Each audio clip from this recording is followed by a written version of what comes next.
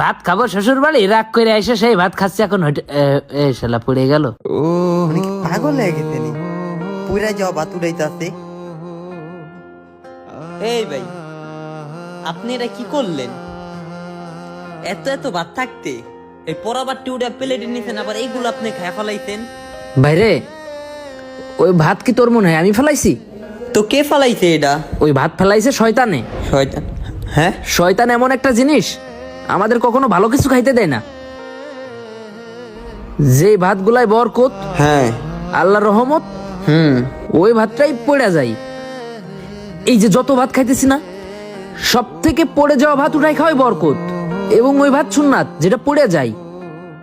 পড়া ভাত উঠাই খাওয়া এটা কোনো খারাপ কিছু না। কোনোদিন শুনছো পড়া ভাত উঠাই খাইছে যে লোক, ওই লোকের ডায়রিয়া হইছে, না কলেরা হইছে? না। তাহলে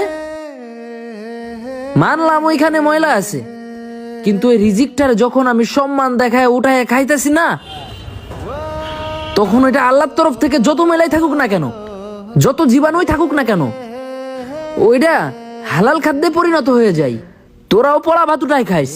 ও, এই খবর নি, আগে জানতাম না। এই ডিউডে একাই পরাবার